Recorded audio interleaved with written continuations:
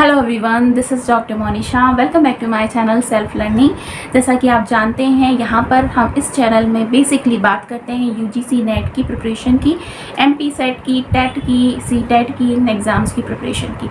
तो आप में से जो भी स्टूडेंट्स ऐसे हैं जो अभी नेट का एग्ज़ाम दे रहे हैं, जो जून के मंथ में हुआ है, उनसे कुछ मेरी बात हुई है, उनका सभी का एक ही कहना है जो मैं आपके साथ शेयर करूँगी। हो सकता है कि वो प्रॉब्लम आप भी फेस कर रहे हो अगर आपका नेट का एग्ज़ाम हो रहा है। कि उनका कहना ये है कि मैम ऐसा है कि ये जो पेपर हो रहा है ना, तो पेपर 2 कम ठीक है, ओके है, लेकिन पेपर 1 बहुत टफ आ रहा है। तो पेपर 1 के टफ होने का क्या कारण है? क्योंकि एक रीज़न तो ये हो सकता है कि आपकी जो प्रिपरेशन थी वो अप टू द मार्क नहीं हो पाई। उसका रीज़न ये हो सकता है कि बहुत जल्दी एग्ज़ाम्स हो गए। अभी दिसंबर वाली साइकिल का एग्ज़ाम मार्च में कंप्लीट हुआ था और फिर अब जून का एग्ज़ाम भी हो गया। और एनटीए ने अपनी साइकिल को सही करने के लिए, क्योंकि कोविड के समय पे क्या हुआ था कि 2-3 जो एग्ज़ाम्स है ना वो नहीं हो पाए थे, मर्ज साइकिल में हो रहे थे। अब उन्होंने कहा कि नहीं, जो एक साल भर में 2 एग्ज़ाम्स होने की परंपरा है उसको लागू किया जाए। इस वजह से उन्होंने अभी दिसंबर का एग्ज़ाम करवाया और फिर अब जून का भी हो गया। लेकिन अब ये बैलेंस हो जाएगा क्योंकि अब दिसंबर में एग्ज़ाम होगा आपका, है ना। तो पहली बात तो ये है कि पेपर की प्रिपरेशन जैसी होनी चाहिए वैसी आपकी नहीं हुई। दूसरा रीज़न मेनली क्या हो सकता है कि इतने सारे शिफ्ट, इतने सारे क्वेश्चंस, इतने सारे पेपर। वैसे भी आप जानते हैं 84 विषयों के एग्ज़ाम्स होते हैं नेट में, और अब चूँकि कंप्यूटर बेस्ड टेस्ट हो रहा है तो बहुत सारे शिफ्ट में एग्ज़ाम्स हो रहे हैं और हर एक शिफ्ट के लिए पेपर 1 जो होता है वो डिफरेंट होता है। तो इतने सारे क्वेश्चन पेपर का निर्माण करना पड़ रहा है और इतने सारे क्वेश्चंस आएंगे तो हो सकता है कि किसी एक पेपर में क्वेश्चन जो हों वो टफ आ जाए, किसी एक पेपर में क्वेश्चन जो हों वो ईजी आ जाए। ठीक है। जैसा कि आप जानते हैं कि पहले जो पेपर होता था वो कैसे होता था, ऑफलाइन मोड में होता था। ऑफलाइन मोड का मेनली क्या होता है कि ऑल ओवर इंडिया में एक ही दिन पेपर हो रहा है, एक ही पेपर 1 आ रहा है और आपका अपना सब्जेक्ट का पेपर आ रहा है। लेकिन अब चूंकि कंप्यूटर बेस्ड टेस्ट हो रहा है, ऑनलाइन टेस्ट हो रहा है, इसकी वजह से आपके हर शिफ्ट के लिए पेपर 1 डिफरेंट बनता है। तो हो सकता है कि आपकी शिफ्ट में आपका जो पेपर आए वो टफ बन जाए, है ना। ये एक रीज़न है। तो इसका तो कोई सॉल्यूशन नहीं कर सकते, क्योंकि अगर इतने सारे पेपर्स बनेंगे तो मे बी क्वेश्चन टफ भी हो सकते हैं, इजी भी आ सकते हैं। ये तो लक का सवाल है। तो पहली बात तो ये है कि आपको प्रिपरेशन अपनी जारी रखनी है। जो भी स्टूडेंट्स अभी जिन्होंने एग्ज़ाम दिया है वो बिल्कुल भी निराश ना हो कि अगर उनका एग्ज़ाम बहुत अच्छा नहीं गया है तो आपको निराश होने की ज़रूरत नहीं है, क्योंकि बहुत जल्द दिसंबर में फिर से एग्ज़ाम होगा और इस एग्ज़ाम का आपको लाइव एक्सपीरियंस मिला है। क्योंकि ऐसा एक्सपीरियंस आपको कोई भी टीचर शेयर नहीं कर सकता था कि कैसे एग्ज़ाम होता है। आपने खुद देखा, आपको 3 घंटे लगातार स्क्रीन के सामने बैठते हुए क्वेश्चंस को पढ़ना है, सॉल्व करना है।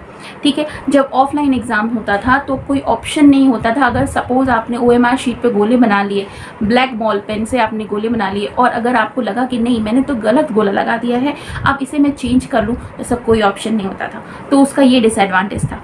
लेकिन अब चूँकि बहुत सारे स्टूडेंट्स ऐसे हैं जो CBT सिस्टम में कंफर्टेबल नहीं हैं, क्योंकि उन्होंने कोशिश ही नहीं करी है कि बहुत ज़्यादा कंप्यूटर पे के सामने बैठकर स्क्रीन रीडिंग कैपेसिटी को बढ़ाने की।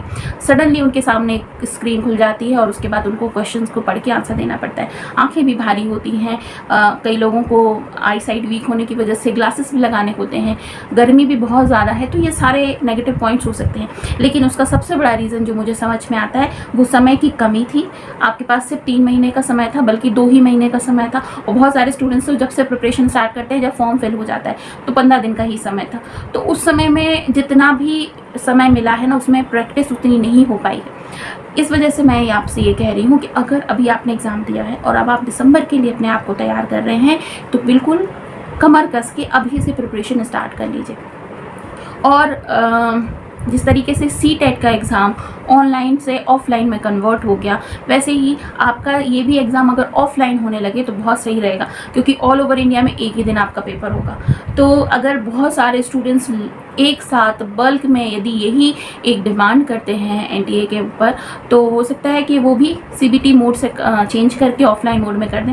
ऑफलाइन में क्या होता है कि पूरे देश में, पूरे भारत में एक ही दिन एग्ज़ाम होगा। क्यों होगा? क्योंकि वो कहीं भी हो सकता है। क्वेश्चन पेपर देना है, आंसर्स लिखने हैं, आपको गोला बनाना है। लेकिन CBT मोड का एग्ज़ाम सिर्फ कंप्यूटर सेंटर्स में भी हो सकता है कि जहाँ पर बहुत सारे बल्क में कंप्यूटर्स हैं, तो वो सेंटर्स को ढूंढना बड़ा मुश्किल हो जाता है, बहुत ज़्यादा नहीं मिल पाते। इसी वजह से कई सारे स्टूडेंट्स का जो सेंटर है वो बहुत दूर दराज भेज दिया जाता है, जहाँ तक उन्हें पहुँचने में भी दिक्कत होती है। तो ये सारी दिक्कतें हैं ऑनलाइन मोड में।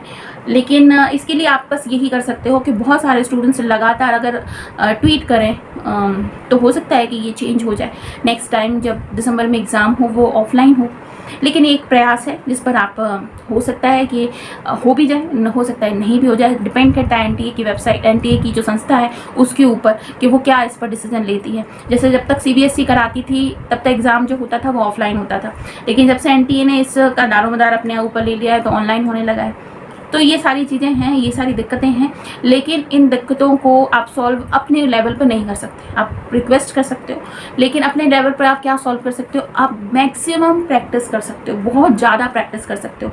तो अगर आपको दिसंबर के लिए अपने आप को रेडी करना है तो मेरा आपको यही सजेशन होगा, इन सारे चक्करों से दूर रहो कि ये होना चाहिए, वो होना चाहिए, इसमें करना चाहिए, उसमें। ठीक है, जो हो रहा है, हम सिस्टम को नहीं चेंज कर सकते हैं कई बारी, और हमें सिस्टम में रहते हुए अपने आप को सक्सेसफुल बनाना है। तो आपका यही काम होना चाहिए कि आप दिसंबर के लिए कमर कस लीजिए। 1-2 दिन, हफ्ते भर का डिफरेंस चलो ठीक है, एग्ज़ाम होने के बाद आप रेस्ट कर लेते हो। अपना नया तरीके से नई प्रिपरेशन करने के लिए नए तरह से आप रेडी कीजिए। PYQ की एक बुक जो है वो अभी रिसेंटली जो आएगी अपडेटेड वर्जन की, तो उसको आप ज़रूर परचेस कर लीजिएगा, जिसमें आपको ज़्यादा से ज़्यादा प्रीवियस ईयर के क्वेश्चंस लगाने हैं और अपने सामने एक घड़ी रखकर कि 1 घंटे में आपको सॉल्व करना है, इस तरीके से क्वेश्चंस को आपको लगाना है। और यही एक तरीका है इसको सॉल्व करने का। तो जो भी स्टूडेंट्स हैं जो प्रिपरेशन कर रहे थे, हमारे साथ कर रहे थे, उनको मैं बता दूं कि जुलाई से आपका नया बैच शुरू होगा।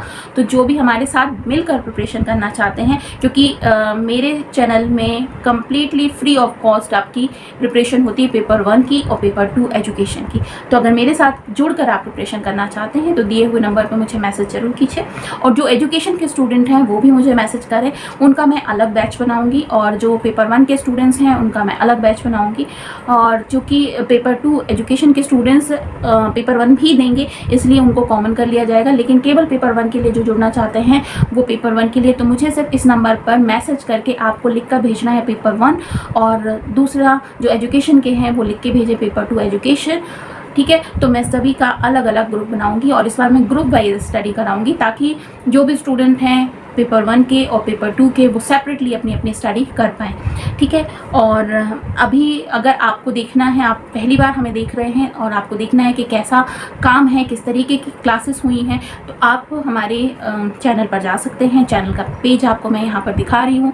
इतनी सारी प्लेलिस्ट बनी हुई है, पेपर 1 की भी, एजुकेशन की भी। तो अगर आप हमारे साथ जुड़ना चाहते हैं तो एक बार ज़रूर सेल्फ लर्निंग को लॉगिन कीजिए, देखिए, और अगर अच्छा लगता है तो हमारे साथ जुड़कर हमें सब्सक्राइब कर लीजिए, हमारे चैनल को सब्सक्राइब कर लीजिए, और बहुत ज़्यादा अच्छा लगता है तो हमें ज्वाइन भी कर लीजिए। ठीक है, तो ये सारी ही इन्फॉर्मेशन आप सभी के लिए है। और कोई बात नहीं है, अगर ये एग्ज़ाम हो गया है, हमारे पास में और भी बहुत सारे टर्म आएंगे एग्ज़ाम्स के। तो आप सभी को बहुत बहुत शुभकामनाएं, और रिलैक्स कर लीजिए 3-4 दिन, फिर स्टडी स्टार्ट कीजिए फिर से। ठीक है, जुलाई से फिर करेंगे अपनी क्लासेस स्टार्ट। तब तक के लिए आपसे विदा लेती हूँ, फिर मिलूँगी बहुत जल्द नेक्स्ट वीडियो में। तब तक के लिए अपना बहुत ख्याल रखिए।